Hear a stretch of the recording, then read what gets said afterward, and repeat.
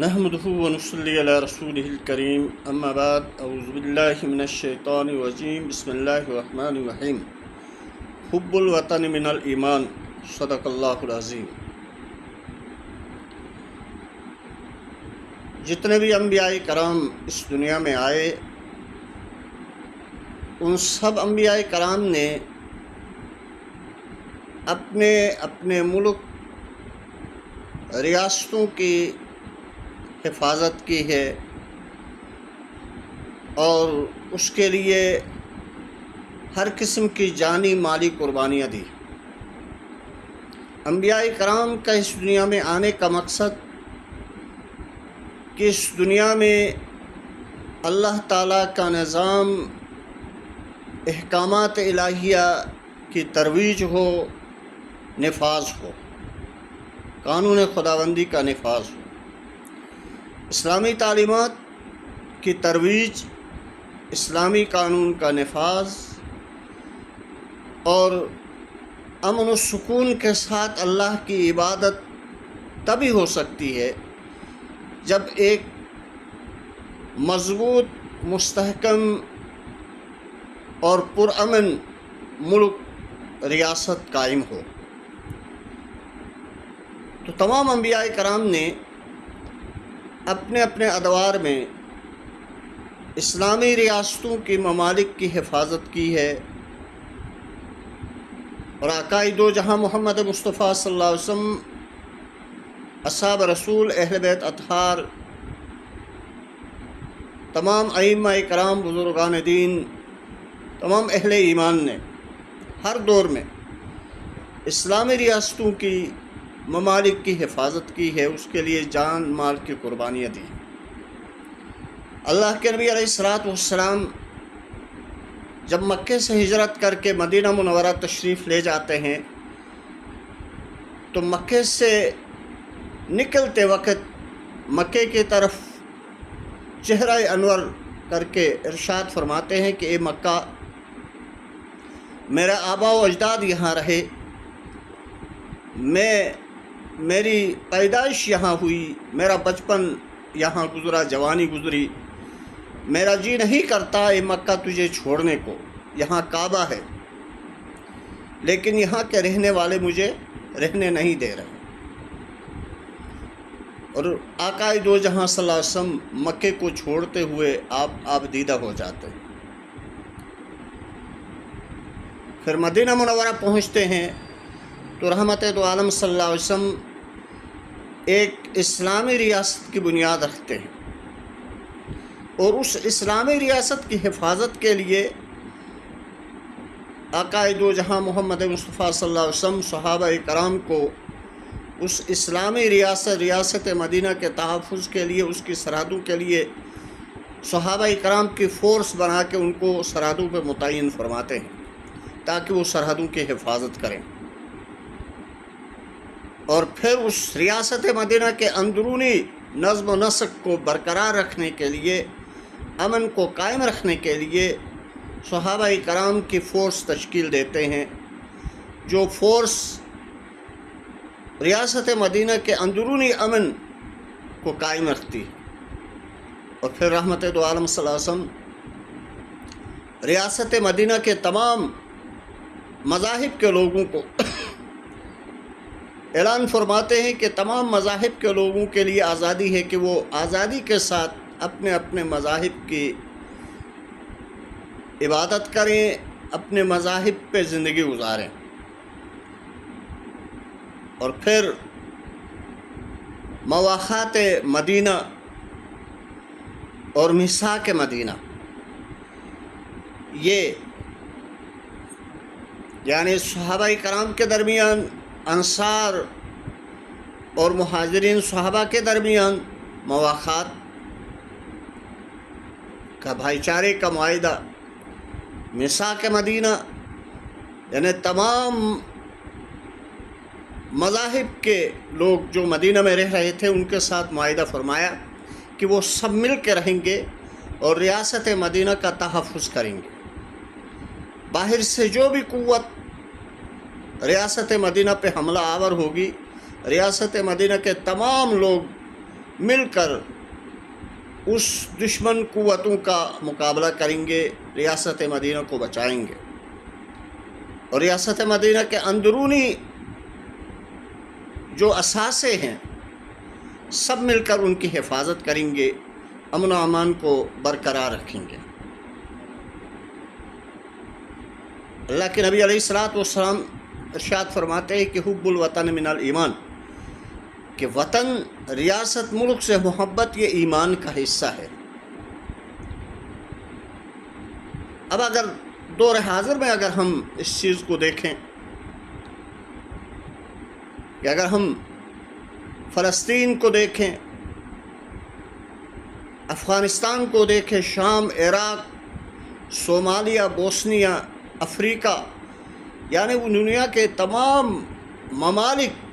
وہ اسلامی ہیں یا غیر اسلامی ہیں، جب ان ممالک پہ باہر کی قوتوں نے، دشمن ممالک نے ان پہ حملہ کیا، ان کو تباہ کیا، تو وہ ممالک اور وہاں کے رہنے والے آج تک وہ تباہ ہیں۔ دشمن قوتیں کیا کرتی ہیں؟ جو اسلام کے دشمن ہیں، انسانیت کے دشمن ہیں، مسلمانوں کے دشمن ہیں، ان کا طریقہ واردات دنیا کے ممالک پہ قبضہ کرنے کا، دنیا کے ممالک انسانوں کو ختم کرنے کا طریقہ واردات کیا ہے؟ وہ ان ممالک کے لوگوں کو آپس میں مذاہب کے جنگ کر کے، فرقوں میں، مذاہب میں آپس میں لڑاتے ہیں، پھر وہ سیاسی طور پہ لڑاتے ہیں، پھر وہ اداروں کو آپس میں لڑاتے ہیں، اور یوں یہ سارے اس کسی بھی ممالک کے، ملک کے، ریاست کے لوگ جب آپس میں لڑتے ہیں تو ان کو سمجھ نہیں آتی۔ سمجھ اس وقت آتی ہے کہ جب وہ سب کچھ تباہ ہو چکا ہوتا ہے اور دشمن ان پہ آ کے قابض ہو جاتا ہے۔ تو اس لیے ضرورت اس امر کی ہے کہ ہم اس وطن عزیز پاکستان کی حفاظت سب مل کے کریں۔ اگر یہ وطن عزیز پاکستان محفوظ ہے، امن ہے یہاں، تو پھر ہم سکون کے ساتھ، اعتماد کے ساتھ، امن کے ساتھ ہم اللہ کی عبادت کر سکیں گے، ہم اور ہماری نسلوں کا فیوچر ہوگا اور اسلام کی سربلندی ہوگی۔ اگر خدا نخواستہ اس وطن عزیز کو کچھ ہوتا ہے تو سب کچھ تباہ و برباد ہو۔ اور یاد رکھیں، جو بھی شخص یا اشخاص یا قوتیں اندرونی، خواہ ان کا تعلق مذہب سے ہو، مذہبی ہوں لیڈر یا سیاسی لیڈر، کوئی بھی ہوں، جو وطن، ملک پہ حملہ آور ہوتے ہیں یا اپنے پیروکاروں کو اس قدر موٹیویٹ کرتے ہیں، ان کو اکساتے ہیں، بغاوت پہ اکساتے ہیں، اور خود منصوبہ بندی کر کے خود ان یا اپنے ورکروں کے ذریعے سے ملک اور ملک کی فورسز پہ حملے کرتے ہیں، تو یاد رکھیں وہ پھر ملک کا وفادار نہیں ہو سکتا، وہ پرامن شہری نہیں ہو سکتا۔ ایسے لیڈر، ایسے افراد، سب کے سب جو عوام کو، لوگوں کو اکساتے ہیں اداروں کے خلاف، فورسز کے خلاف، یعنی پاک فوج کے خلاف اور سیکیورٹی فورسز، اس میں تمام ادارے آتے ہیں، اس میں پولیس سے، رینجر سے، تمام ایف سی، تمام فورسز، ان کے خلاف جو بھی لیڈر، وہ ایک ہے یا جتنے بھی ہیں یا ان کے لوگ ان اداروں پہ حملے کرتے ہیں، تو یاد رکھیں وہ اس وطن عزیز کے دشمن ہیں۔ دشمن کیا ہوتا ہے؟ دشمن کیا کرتا ہے؟ وہ فورس جو محافظ فورس ہوتی ہے اس پہ اٹیک کرتا ہے، اداروں پہ حملہ آور ہوتا ہے، اور اس وطن عزیز کے شہداء جنہوں نے قربانیاں دی ہیں ان کی یادگاروں کو مسمار کرتے ہیں، توہین کر کے ان کی جو عظمت ہے شہداء کی، وہ محبت عقیدت ہے، وہ لوگوں کے دلوں سے اس کو منہدم کرتے، تو یہ بیرونی ایجنٹ ہے۔ بدقسمتی سے ابھی حالیہ دنوں میں جو عمران خان اور پی ٹی آئی کے لوگوں کی طرف سے پاک فوج، پاکستانی اداروں پہ، شہداء کی یادگاروں پہ جو حملے جلاؤ گھراؤ ہو گیا، یہ سب کا سب منصوبے سے ہوا ہے۔ اس میں اندرونی اور بیرونی تمام قوتیں شامل ہیں، وہ تمام ممالک شامل ہیں جو پاکستان کو ختم کرنا چاہتے ہیں۔ باہر کے وہ تمام قوتیں، وہ تمام باہر کی ایجنسیاں شامل ہیں جو پاکستان کو ختم کرنا چاہتے ہیں۔ وہ چاہتے ہیں کہ پاکستانی فورس، پاکستانی فوج، پاکستان کے سیکیورٹی فورسز، ان کو ٹارگٹ کیا جائے تاکہ یہ کمزور ہوں، ختم ہوں، تو ملک پہ آ کے قبضہ کریں۔ اور پھر یہاں کے رہنے والے وہ لوگ، وہ لیڈر جو اپنے آپ کو لیڈر سمجھتے ہیں، اور وہ لوگوں کو ورگلا کے، اکسا کے، بغاوت پہ اکسا کے پاک فوج پہ، سیکیورٹی فورسز پہ، قومی املاک پہ، شہداء کے یادگاروں پہ حملے کر کے ان کو جلانا، یہ دشمنوں کا ایجنٹ ہے اور یہ دشمن ہے۔ دشمن کس کو کہتے ہیں؟ یہ باغی ہیں، باغی کی سب سے سخت سزا، یہ دہشت گرد ہیں۔ دہشت گرد کس کو کہتے ہیں؟ انہیں کو تو دہشت گرد کہتے ہیں، انہیں کو باغی کہتے ہیں، ایسے لوگوں کو ملک دشمن کہتے ہیں۔ تو اس وطن عزیز کے چھوٹے بڑے، مرد و زن تمام کی ذمہ داری ہے کہ ایسے لوگ جو اپنے آپ کو لیڈر سمجھتے ہیں، حالانکہ یہ لیڈر نہیں ہے۔ لیڈر وہ ہوتا ہے جو اپنی ذات کو ملک کے لیے، ریاست کے لیے، ریاست کے اداروں کے لیے، ملک کی حفاظت کے لیے، ملک کے قومی اثاثوں کے لیے اپنی ذات کو قربان کرتا ہے۔ جیسے پاک فوج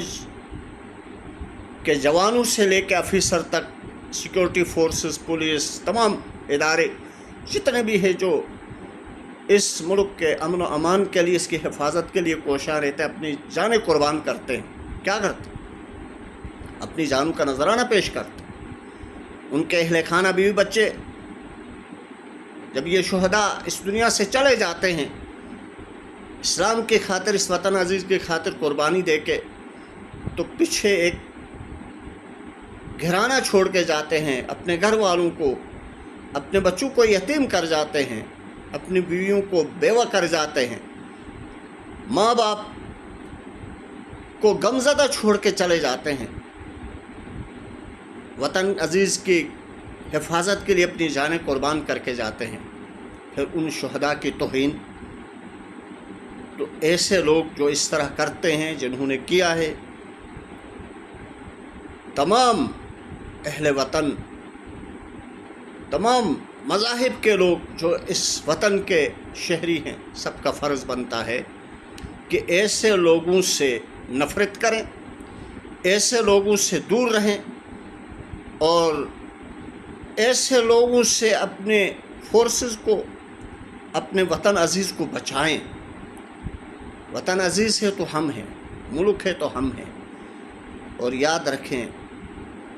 ایک گھر جو ہے پوری زندگی کی توانائیاں صرف کر کے ایک گھر بنتا ہے، تو ملک کیسے بن گیا ہے؟ اس ملک کو بنانے کے لیے لاکھوں لوگوں نے قربانیاں دی ہیں، لاکھوں گھرانے لٹ گئے، تب یہ ملک بنا ہے۔ اور اب بنا ہے تو پھر ہم نے بچانا ہے اس ملک کو۔ اور اس طرح کے باغی، اس طرح کے دہشت گرد ملک دشمن عناصر، وہ کسی بھی صورت میں ہیں، خواہ وہ مذہبی رنگ میں آتے ہیں، سیاسی رنگ میں آتے ہیں، کسی بھی